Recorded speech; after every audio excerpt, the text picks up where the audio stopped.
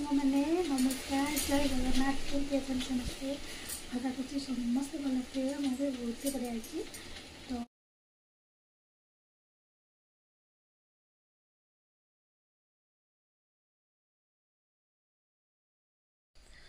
तो अभी चले जाऊँगी पार्लर को बाहर से जी ओढ़णीटा नहीं जाए तापर जा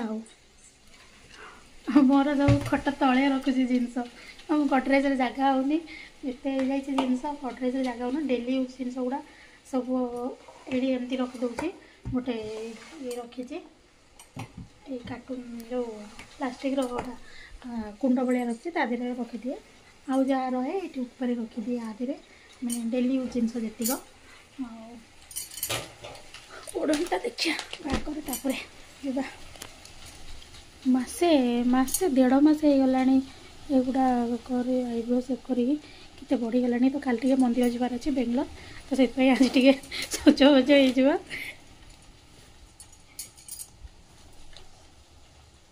तो काली ओनर आंटी करिका सब जी तो सांगे जबार अच्छी तो एमती भी काली गुंडीचा देखिया काली सियाड़े भावुली जगन्नाथ मंदिर जावाई और काली बहुत भिड़ हो तो जाइए किसी लाभ ना एम सब आगुरी मत कहते जावाई मुह कर हठात मना भी करना काली जा तो से आज जाऊँगी आगे टे सजबाज हो चलो जाइए आसवा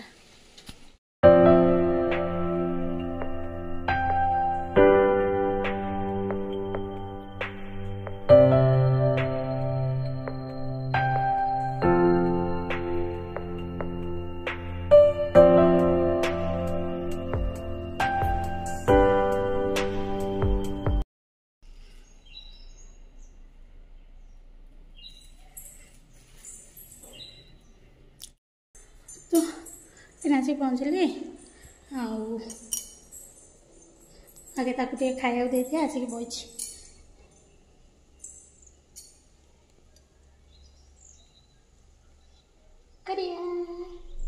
से केमती बनाऊँ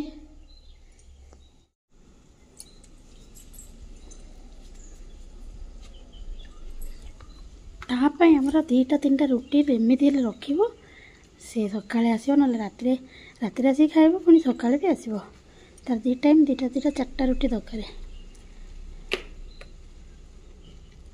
रुटी तार फेवरेट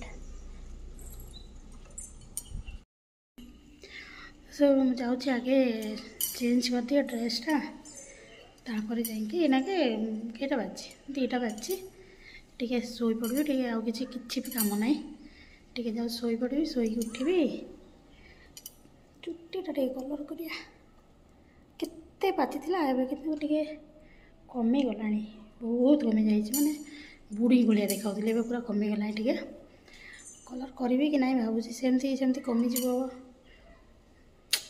कमी जाऊ जाऊँगी शोई पड़ी उठिकी जाइए रोषेईबास करिया आमर एपटे आजिकल बहुत पवन वर्षा बहुत जोर आज उठे माने डेली तो एमती वर्षा पवन आसूसी कि आज बहुत जोर पवन हो खरा टिके भी ना जमी बात्या है भाया पाग कर पवन प्रबल जोरे हो सो गाइज चलतु एवं रोषे आरंभ करवा एवं संध्या 5टा मोर रोषे करिया टाइम हो गला तो मुझे सोयाबीन नहीं तो आज सोयाबीन गोटे रेसिपी बनवा सोयाबीन को मुझे पानी रे भिजे रखी ठंडा पानी रे 100 ग्राम सोयाबीन अच्छी तो ये मुझे गोटे पैन तादे नेली सोरिष तेल सुखिला लंका पियाज रसुण अदा आउे गरम मसला नहीं काठ मसला गुजराती और डालचीनी तो ताको भल से भाजापी या बसई देती गैस को स्लो करके तो ये सोयाबीन भिजिकी पूरा नरम हो जाता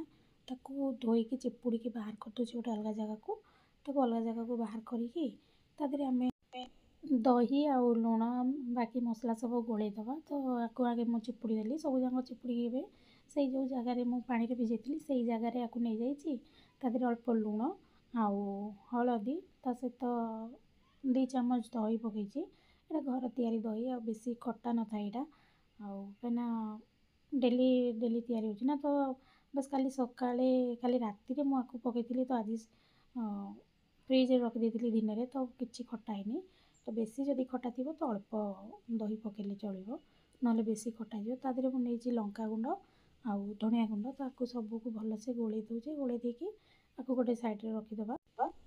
तो सोयाबीन को ये गोटे साइड रखीदे तापर एठी जो पियाज रसुण अदा या भाजापी रखी ये टिके जस्ट सांकुची गलानी तो आधे आम पकईदे टमाटो आ टमाटो नहीं मीडियम साइज टमाटो दीटा नहीं टे बड़ बड़ साइज कर काटी देती तो टमाटो पकईदे टमाटो पकई देकी आपको 2 मिनट पर्यंत भाजवा तो टिके लुण भी पकईदे मुझे गोड़ा लुण नहीं लुण पकई देकी मुझे भलसे गोले देली लुणटा टे आधे मिसिया पर्यंत तापर आधे मुझे पकईदेली कौन धनिया गोटे मुठारे मुठाए गोटा धनिया तापर जीरा गोटे चामच यहाँ हूँ नड़िया तो नड़िया को चुन चुन कर काटिकी मुझे से मुठाए 1.5 मुठा खंडे हम तो ताको सबको आम भलसे गोले देकी आपको तो टे से टमाटो टे नरम हवा पर्यंत भाजवा टमाटो नरम हो गलानी ये आम गैस को बंद करदे आपको ठंडा हाँपाई छाड़ीदे तो ये ठंडा हो ये आम बसईदे खीरी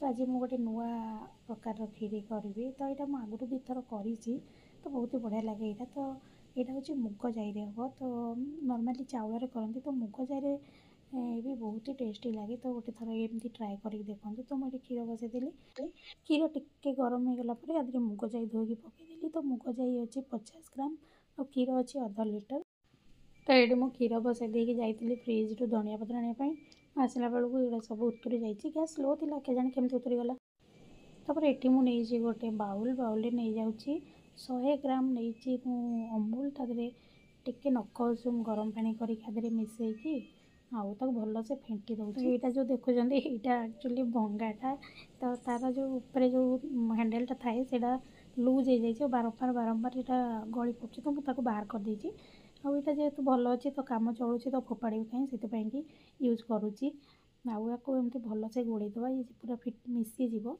मिसीगला आपको रखीदे साइड्रे एबे जब आमर पूरा मुगटा सीझी आधे यहाँ को आम पकेबा कि आपको साइड रखीदे आउ देखा केते दूर गलानी आमर खीरी तो ये अधा फिटी गलानी माने जस्ट आउ 5-10 मिनट यहाँ हो एक्चुअली चाउल खीरी ठार बहुत जल्दी हो जाए कहीं चाउल खीरी टे टाइम लगे कि यहाँ बेसी टाइम लगे 15-20 मिनट भितर हो जाए तो ये मुझे पकईदेली 2टा गुजराती तो यहाँ एमती फुटुथापर एपटे आम मसला जो भाजिकी रखते यहाँ पूरा ठंडा हो गलानी तो ये आपको आम कौन करवा ग्राइंडर जार को लेकिन आपको बाटीदे तो आपको भलसे पूरा मक्खन करके बाटिया पड़ो तो पूरा फाइन पेस्ट बनईदे तो ये आपको बाटिया को रखीदे सब जाक नहीं मुझे बाटिकी रखीदेवी आमर तरकारीटा आरंभ करवा प्रोसेसटा तो आधे मुझे बाटियापाई टिके अल्प पानी नहीं पूरा सुखिला अच्छी ना तो सुखिला हेल्ले पूरा मक्खन हो पारनी से अल्प अल्प पानी देके आधे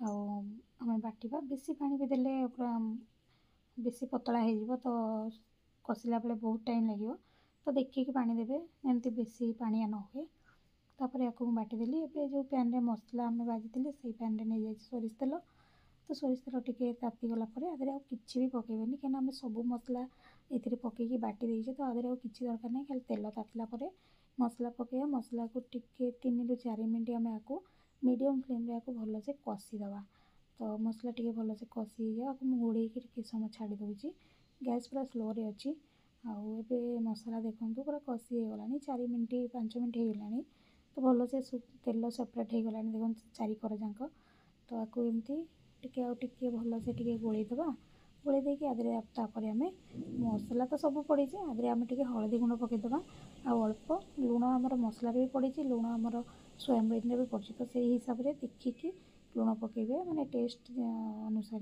जमती दिआड़े पकई ना तो से हिसाब से पकेबे तो ये हलदी गुंड भी पकईदेली मसला पूरा कषि गलानी आम तादे जो सोयाबीन गोलैकी रखी ताको देदेबा देकी आपको आउ 2-3 मिनट आपको पूरा भलसे कषिदे आधे जो सोयाबीन जो दही आउ सब लुण पकई तो तादे टे पानी छाड़ी तो से पानीटा टिके सुखीज आम आधे पानी देदेबा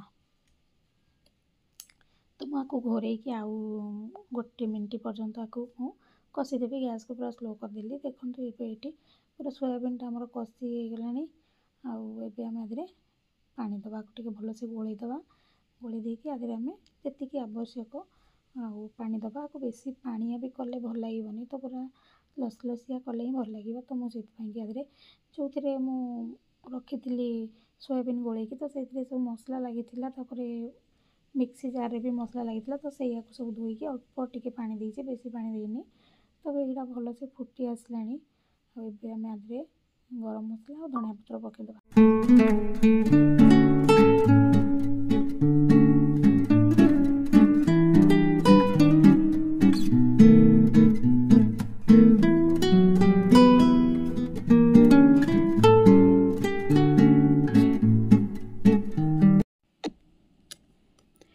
ଶେଷରେ ଆମେ ଆଧିରେ ପକାଇଦେବା ଅଳ୍ପ ଗରମ ମସଲା। ତ ଏଇଟା ଘର ତିଆରି ଗରମ ମସଲା, ଡାଲଚିନି, ଗୁଜୁରାତି ଆଉ ବଡ଼ ଗୁଜୁରାତି ମାନେ କଳା ଗୁଜୁରାତି ପଡ଼ିକି ହେଇଛି।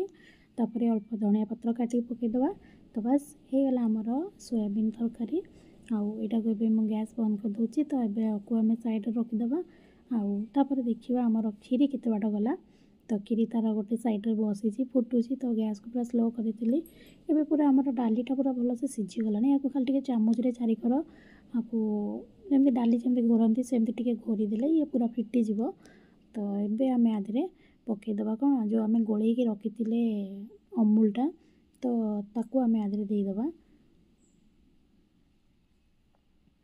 ତବେ ମୁଁ ଯେଉଁ ଗୋଳେଇକି ରଖିଥିଲି ଅମୁଲଟା ତାକୁ ଦେଇଦେଲି। ଯଦି ପାଣି ଆବଶ୍ୟକ ଲାଗେ ତାହେଲେ ଆଧିରେ ଦେବେ। ମୋତେ କିଛି ଆବଶ୍ୟକ ଲାଗିଲାନି ପାଣି, ତ ଠିକ୍ ଅଛି ଯେତିକି ଅଛି। ଆଉ ଇଏ ଆଉ ଟିକେ ଆକୁ ଆମେ ଫୁଟେଇଦେବା। ଆକୁ ଟିକେ ସମୟ 2-3 ମିନିଟ୍ ଆକୁ ଆମେ ଫୁଟେଇବା। ତ ଟିକେ ଫୁଟିଯିବ।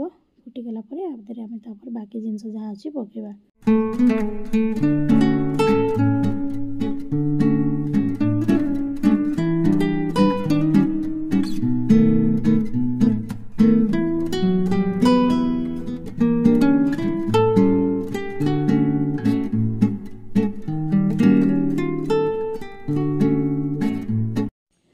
ତବେ ଭଲସେ ପୁରା ଫୁଟିଗଲାଣି। ଆଉ ମାନେ ଯେତିକି ଆମର ଦରକାର, ଯେତିକି ଗାଢ଼ା କାଠୁଆ ଦରକାର କି ପାଣିଆ ଦରକାର ସେଇ ହିସାବରେ ରଖିବେ। ବେଶୀ କାଠୁଆ ହେଲେ ବି ଭଲ ଲାଗିବନି ଏଇଟା। ତ ଏଇ ଯେତିକି ଏଇନା ଅଛି, ତ ଟିକେ ଥଣ୍ଡା ହେଇଗଲେ ସେ ଆଉ ଟିକେ ବହଳିଆ ହେଇଯିବ। ତ ବର୍ତ୍ତମାନ ଆମେ ଏଥିରେ ପକାଇଦେବା କାଜୁ। ତ କାଜୁ ମୁଁ ଭାଜିନି, ସବୁ ଜିନିଷ ମାତ୍ର କଞ୍ଚା, କାଜୁ କିସମିସ୍ ପୁରା କଞ୍ଚା କଞ୍ଚା ହିଁ ପକାଇବା। ସେମିତି ତାକୁ ଟିକେ ଟିକେ ଚୁନା କରି ପକାଇଦେବା। ତାପରେ ଏଠି ମୁଁ ପକାଇଲି ମିଶ୍ରି। ମୁଁ ଚିନି ୟୁଜ୍ କରିନି, ବହୁତ ଦିନ ହେଲାଣି ମୁଁ ଚିନି ଖାଇବା ଛାଡ଼ି ଦେଇଛି। ଗୁଡ଼ ନହେଲେ ମିଶ୍ରି ମୁଁ ୟୁଜ୍ କରୁଛି। ତ ମିଶ୍ରିକୁ ମୁଁ ଟିକେ ଟିକେ କୁଟି ଦେଇଛି, କୁଟି ଦେଇକି ତା ଦେହରେ ପକାଇଦେଲି। ତ ଏବେ ଆମର କ୍ଷୀରି ପୁରା ରେଡ଼ି। ଦେଖନ୍ତୁ କେତେ ବଢ଼ିଆ ଦେଖାହେଉଛି। ତ କ୍ଷୀରି ପୁରା ରେଡ଼ି ହେଇଗଲା। ତ ବର୍ତ୍ତମାନ ମୁଁ କରିଦେଉଛି ରୁଟି। ତାପରେ ଆଉ ଗରମା ଗରମ କ୍ଷୀରି, ସୋୟାବିନ୍ ତରକାରୀକୁ ଆଉ ରୁଟି ପୁରା ମାନେ ମସ୍ତ ଲାଗୁଥିଲା। ଆଜି ବିଶ୍ୱାସ କରିବେନି, ବହୁତ ବଢ଼ିଆ ଲାଗୁଥିଲା ଟେଷ୍ଟ କ୍ଷୀରିର। ତ ଥରେ ଘରେ ନିଶ୍ଚୟ ଟ୍ରାଏ କରନ୍ତୁ ଏମିତି ମୁଗ ଡାଲିର କ୍ଷୀରି, ବହୁତ ବଢ଼ିଆ ଲାଗିବ। ଆଉ ତ ଯଦି ଭଲ ଲାଗିବ ତ ଚ୍ୟାନେଲକୁ ପ୍ଲିଜ୍ ସବସ୍କ୍ରାଇବ୍ କରିଦେବେ। ଆଉ ବହୁତ ଜଲ୍ଦି ମୋର 100 ସବସ୍କ୍ରାଇବର୍ ହେଇଯାଉ। ମାନେ ମୁଁ କେବେ ବିଶ୍ୱାସ କରିନଥିଲି ମୁଁ ମାନେ ଏତେ ଦିନ ଭିଡ଼ିଓ କରିବି ବୋଲି। ଆଉ ଦେଖୁ ଆଜି 70 କି 71 ସବସ୍କ୍ରାଇବର୍ ହେଇଯାଇଛନ୍ତି। ମୋତେ ବହୁତ ଖୁସି ଲାଗୁଛି। ଯେଉଁମାନେ ସମସ୍ତେ ସବସ୍କ୍ରାଇବ୍ କରିଛନ୍ତି ସମସ୍ତଙ୍କୁ ବହୁତ ବହୁତ ଧନ୍ୟବାଦ। ଆଉ ଏମିତି ସପୋର୍ଟ କରିଥାନ୍ତୁ ଏମିତି। ଆଉ ଆପଣମାନଙ୍କ ସାଙ୍ଗ ଫ୍ୟାମିଲି ସମସ୍ତଙ୍କ ସହିତ ସେୟାର କରନ୍ତୁ। ଆଉ ତ ମୁଁ ଏମିତି ଆଗକୁ ଆପଣମାନଙ୍କ ସହିତ ଆହୁରି ଭଲ ଭଲ ଭିଡ଼ିଓ ସେୟାର କରିବି। ତ ସାଙ୍ଗମାନେ ଏଇଠି ରୁଟି ବି ମୁଁ କରିଦେଲି। ଆପଣମାନଙ୍କ ସହିତ କଥା ହେଉ ରୁଟି ବି ଆମର ହେଇଗଲା। ତ ଆକ୍ଚୁଆଲି ମୁଁ ତରକାରୀ କରିକି ଆଉ କ୍ଷୀରି କରିକି ରଖିଦେଇଥିଲି। ରୁଟି ମୁଁ ଲେଟ୍ରେ କଲି, ମାନେ ରୁଟି ଜଲ୍ଦି କରିକି ରଖିଦେଲେ ଥଣ୍ଡା ହେଇଯାଏ। ତ ସେଥିପାଇଁ ରୁଟି ଲେଟ୍ରେ କଲି। ତ ଏବେ ହେଇଗଲାଣି 8:30। ତ ଏବେ ଖାଇବା ପାଇଁ ବାଢ଼ୁଛି। ଆଉ ସମସ୍ତେ ଆସିଗଲେଣି ଖାଇବା ପାଇଁ। ତ ଏଇଟା ୟାଙ୍କ ପାଇଁ ମୁଁ ବାହାର କରୁଛି, ମାନେ ମୋ ହଜବେଣ୍ଡ ପାଇଁ ଖାଇବାକୁ ବାହାର କରୁଛି। ସିଏ ରାତିରେ ରୁଟି ଖାଆନ୍ତି, କିନ୍ତୁ ମୋ ଭାଇ ରାତିରେ ସିଏ ପ୍ରାୟତଃ ଭାତ ଖାଏ, ତାକୁ ରୁଟି ଏତେ ପସନ୍ଦ ନାହିଁ। ତ ଏବେ ମୁଁ ୟାଙ୍କ ପାଇଁ ଖାଇବାକୁ ବାଢ଼ୁଛି। ତ କେମିତି ଲାଗିଲା ଆଜିର ଭିଡ଼ିଓ? ଯଦି ଆପଣମାନଙ୍କୁ ମୋର ଆଜିର ଭିଡ଼ିଓ ଭଲ ଲାଗିଥିବ ଚ୍ୟାନେଲକୁ ସବସ୍କ୍ରାଇବ୍ ନିଶ୍ଚିନ୍ତ କରିଦେବେ। ଆଉ ସାଙ୍ଗମାନଙ୍କ ସହିତ, ଫ୍ୟାମିଲି ମେମ୍ବର୍ସଙ୍କ ସହିତ, ସମସ୍ତଙ୍କ ସହିତ ସେୟାର କରିବେ। ତ ଆଜିର ଭିଡ଼ିଓ ଏତିକି। ପୁଣି ଦେଖା ହେବା ଗୋଟେ ନୂଆ ଭିଡ଼ିଓରେ। ତ ସେତେବେଳେ ପର୍ଯ୍ୟନ୍ତ ରହୁଛି। ନମସ୍କାର, ଜୟ ଜଗନ୍ନାଥ।